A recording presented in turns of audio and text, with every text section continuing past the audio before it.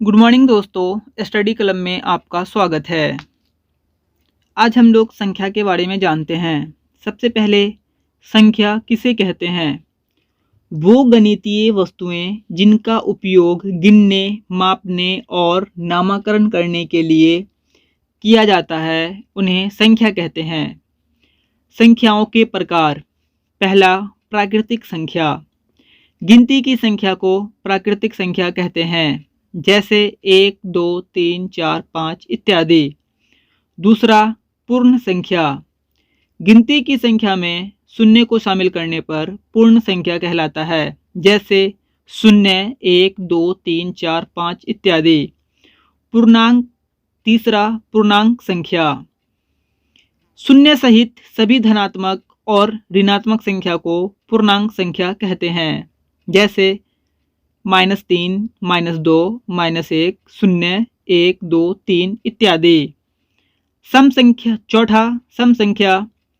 वैसी संख्या जो 2 से पूर्ण विभाजित हो उसे हम सम संख्या कहते हैं, जैसे 2, 4, 6, 8, 10 इत्यादि। पांचवा, विषम संख्या।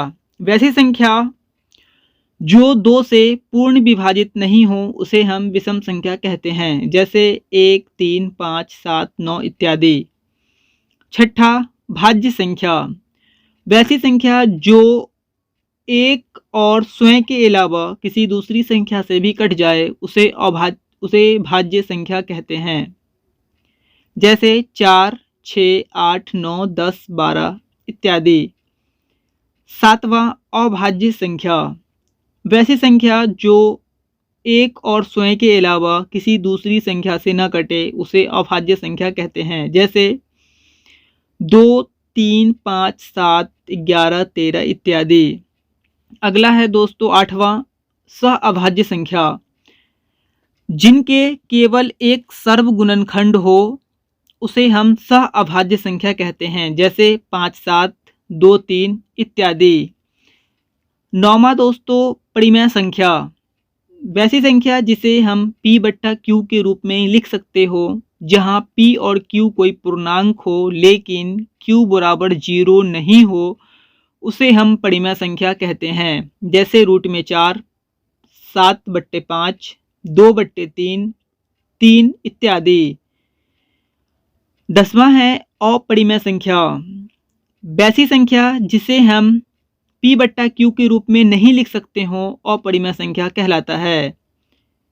दोस्तों, रूट में सभी अभाज्य संख्याएं अपरिमेय संख्याएं होती है।